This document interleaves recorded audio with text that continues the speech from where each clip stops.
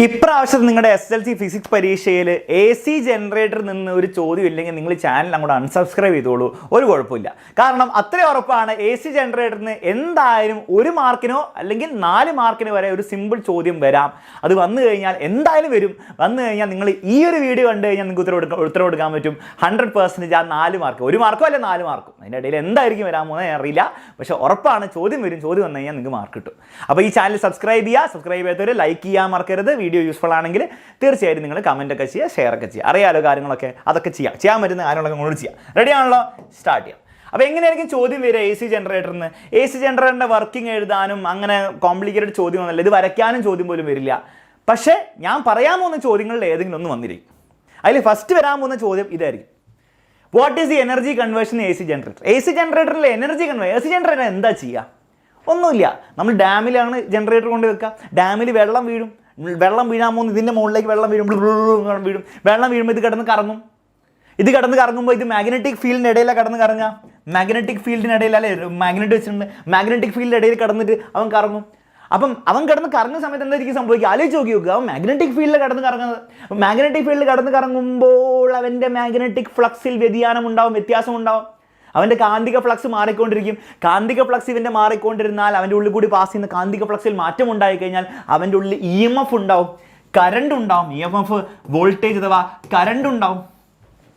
ആ കറണ്ട് ഡ്രെന്ന് പറഞ്ഞ് നമ്മുടെ വീട്ടിലേക്ക് എത്തും. ഇവിടെ ഒരു ഗാൽവനോമീറ്ററിലേക്ക് എത്തുന്ന ഗാൽവനോമീറ്റർ നോക്കും കറണ്ട് ഉണ്ടാവില്ല, അത് നേരെ നമ്മുടെ വീട്ടിലേക്ക് എത്തും. ഇതാണ് സംഭവിക്കുന്നത്. ഇനി നിങ്ങൾ പറ, ശരിക്കും പിന്നെ വേറൊരു കാര്യം, വെള്ളം സാർ നേരെ ഇവിടെ ഇട്ട് കൊടുക്കുകയാണോ? അല്ല, ഞാൻ സിമ്പിളായിട്ട് പറഞ്ഞേ ഉള്ളൂ.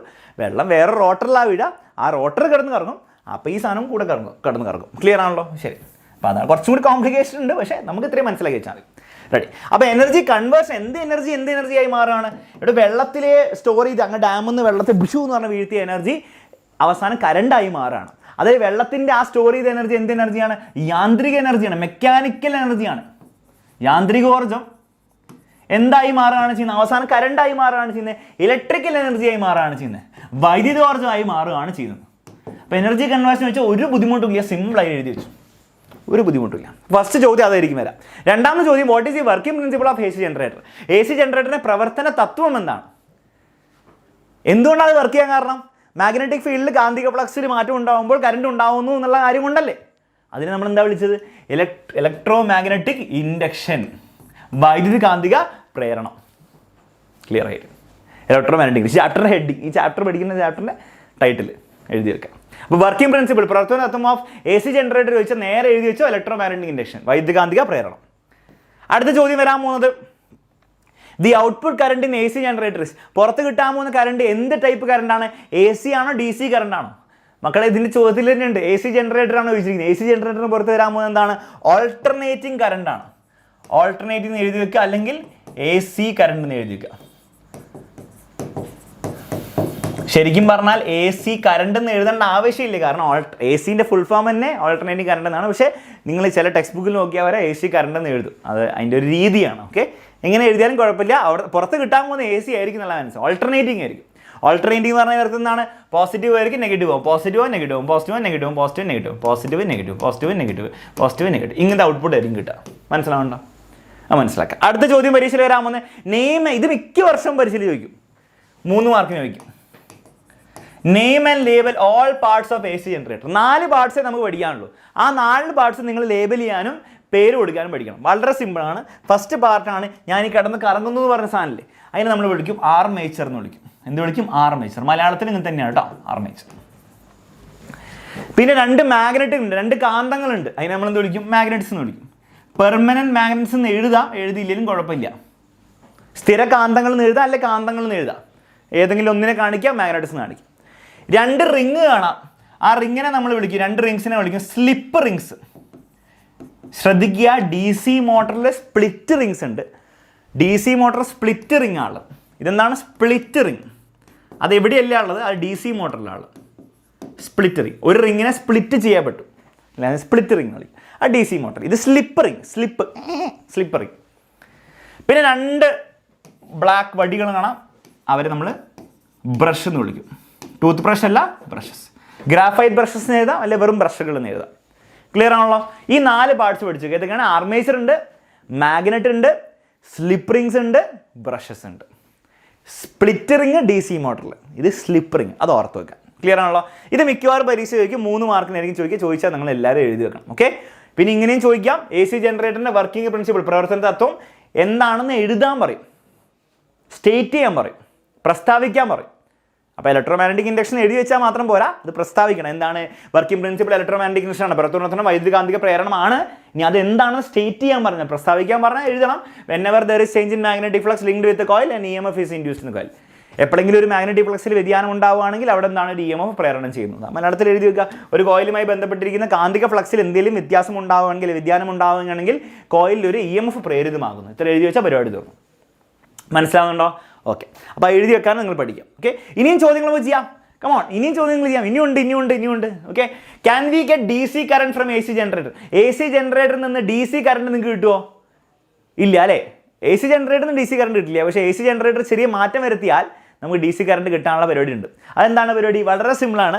നിങ്ങൾ AC ജനറേറ്ററിൽ നോക്കിയേ, ഇത് AC ജനറേറ്ററാണ്, കാരണം സ്ലിപ്പ് റിങ്സ് ഉണ്ട്. ഈ സ്ലിപ്പ് റിങ്ങിനെ നിങ്ങൾ എടുക്കുക, തോട്ടുകൊണ്ട് എറിയുക. നിങ്ങൾ അവിടെ സ്പ്ലിറ്റ് റിങ്സ് പിടിക്കുക. സ്പ്ലിറ്റ് റിങ്സ് എന്ന് പറഞ്ഞാൽ DC മോട്ടറിൽ ഉണ്ടായിരുന്ന സ്പ്ലിറ്റ് റിങ്സ് അല്ലേ, അതുകൊണ്ട് റിപ്ലേസ് ചെയ്ത് മാറ്റി ഇതിനെടുത്ത് കളയാം, അതിന് സ്പ്ലിറ്റ് റിങ് കൊണ്ട് വെക്കുക, പരിപാടി തീർന്നു. അതായത് ഈ സാധനത്തിനെ അങ്ങനെ ആക്കാം. നോക്കിയേ, ഇതേ സാധനമാണ്, ഒരു വ്യത്യാസമില്ല. നിങ്ങൾ എന്ത് ചെയ്തു? ഈ 2 റിങ്ങിനെ സ്ലിപ്പ് റിങ്ങിനെ എടുത്ത് കളഞ്ഞു, സ്പ്ലിറ്റ് റിങ് വെച്ച് റിപ്ലേസ് ചെയ്തു. ഇനി നിങ്ങൾക്ക് പുറത്ത് കിട്ടാൻ പോകുന്നത് എന്തായിരിക്കും? DC കറണ്ട് ആയിരിക്കും. നിങ്ങൾക്ക് കിട്ടാൻ പോകുന്നത് DC ഡയറക്റ്റ് കറണ്ട് ആയിരിക്കും. പോസിറ്റീവ് മാത്രമേ ഉള്ളൂ, നെഗറ്റീവ് ഇല്ല, ഡയറക്ഷൻ മാറില്ല, ഒരേ ഡയറക്ഷനിലായിരിക്കും. അപ്പോൾ this becomes A DC generator. അപ്പോൾ ഇത് AC ജനറേറ്റർ സ്ലിപ്പ് റിങ്സ് ഉള്ളപ്പോൾ അത് സ്പ്ലിറ്റ് റിങ് ആക്കിയപ്പോൾ ആ DC ജനറേറ്റർ ആക്കി. അപ്പോൾ പരീക്ഷയിൽ ഉത്തരം എങ്ങനെ എഴുതുക? യെസ്, നമുക്ക് ഉണ്ടാക്കിയെടുക്കാം. എങ്ങനെ ഉണ്ടാക്കിയെടുക്കുക? Replace slip rings with split rings, it will become DC generator. Slip റിങ്ങുകളെ സ്പ്ലിറ്റ് റിങ്സ് ആയി മാറ്റുക. സ്പ്ലിറ്റ് റിംഗ് എന്ന് പറഞ്ഞാൽ എവിടെയുള്ള DC മോട്ടറിൽ. അപ്പോൾ DC മോട്ടറിലുള്ള സ്പ്ലിറ്റ് റിങ് എടുത്തിട്ട് ഇവിടെ കൊണ്ട് ഫിറ്റ് ചെയ്യുക, പരിപാടി തീർന്നു. അതായത് സ്ലിപ്പ് റിങ്ങുകൾക്ക് പകരം നിങ്ങൾ എന്ത് ചെയ്യുക? സ്പ്ലിറ്റ് റിങ്ങുകൾ ഉപയോഗിക്കുമ്പോൾ അത് DC ജനറേറ്ററായി മാറും. നിങ്ങൾക്ക് പുറത്ത് കിട്ടാവുന്ന DC കറണ്ട് ആയിരിക്കും. ഓക്കെ, ഇനി വേറൊരു കാര്യങ്ങൾ ഞാൻ ഉറപ്പിച്ചു തരാം, പരീക്ഷ ചോദിക്കാൻ ചാൻസ് ഉള്ളതാണ്. പുറത്ത് കിട്ടുക ഇവിടെ എന്താണ്? AC ജനറേറ്റർ AC ആണ്. പുറത്ത് കിട്ടുക, അതായത് വീട്ടിലേക്ക് എത്താൻ പോകുന്നത്, ഔട്ട്പുട്ട് കിട്ടാൻ പോകുന്നത് അവിടെ DC ആണ്. ഓക്കെ, വേറൊരു ചോദ്യം കൂടി പരീക്ഷയിൽ വരാൻ പോകുന്നത്, ഇവിടുത്തെ ആർമേച്ചറിലെ കറണ്ട് എന്താണ്? ഇവിടുത്തെ ആർമേച്ചറിലെ കറണ്ട് AC ആണ്. മക്കളെ, ആർമേച്ചറിൽ കറണ്ട് ഉണ്ട്, പുറത്തും കറണ്ട് ഉണ്ട്. ഇവിടെ ആർമേച്ചറിൽ AC ആണ്, പുറത്തും AC ആണ്. ഇത് AC ജനറേറ്ററാണ്. ഓക്കെ, DC ജനറേറ്ററിൽ പുറത്ത് DC ആണ്, ആർമേച്ചറിൽ എന്താണ്? മക്കളെ, ആർമേച്ചറിൽ AC ആണ്. അപ്പോൾ രണ്ടിടത്തും ആർമേച്ചറിൽ AC ആണ്. ഇവിടെ സ്ലിപ്പ് റിംഗ് ആയതുകൊണ്ട് പുറത്തും AC ആണ്. അവിടെ സ്പ്ലിറ്റ് റിംഗ് കൊണ്ട് ഇടയെ കൊണ്ട് വെച്ചുകൊണ്ട് പുറത്ത് DC കിട്ടും, പക്ഷെ ഉള്ളിൽ AC ആണ്. അത് വളരെ ഇമ്പോർട്ടൻ്റ് ആണ്, പരീക്ഷ ചോദിക്കും. ആർമേച്ചറിൽ അഥവാ ഇൻപുട്ടിൽ 2 പേർക്ക് AC ആണ്, ഔട്ട്പുട്ടിൽ അവിടെ DC ജനറേറ്റർ DC കിട്ടുന്നു, AC ജനറേറ്റർ AC കിട്ടുന്നു. അപ്പോൾ ഔട്ട്പുട്ടിൽ മാത്രമേ വ്യത്യാസം വരുന്നുള്ളൂ, ഇൻപുട്ടിലെ മാറ്റമൊന്നും ഇല്ലാന്നും കൊണ്ട് ഓർത്ത് വെക്കുക.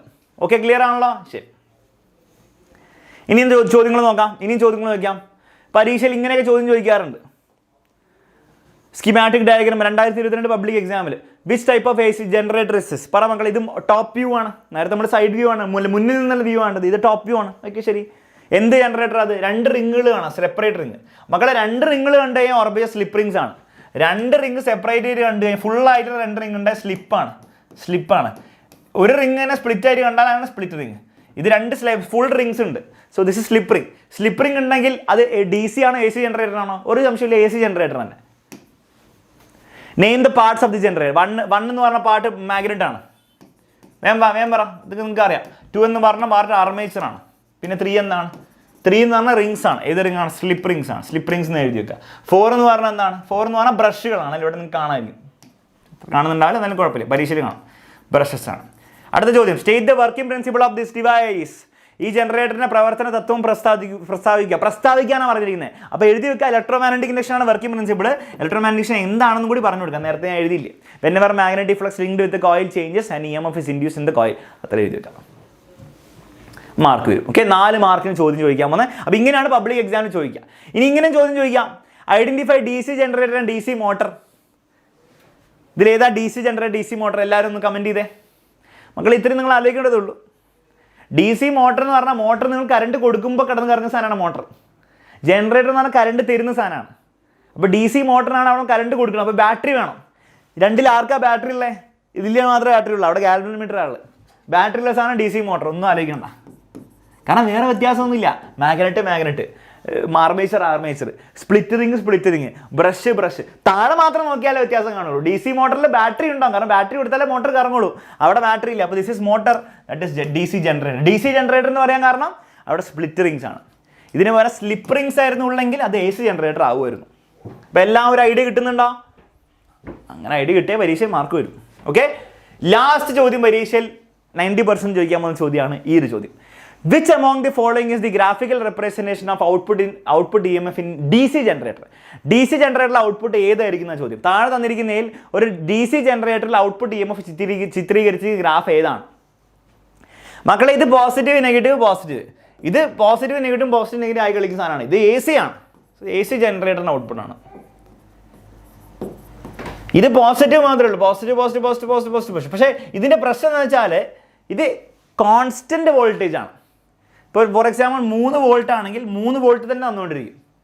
DC ജനറേറ്റർ അങ്ങനെ വർക്ക് ചെയ്യില്ല.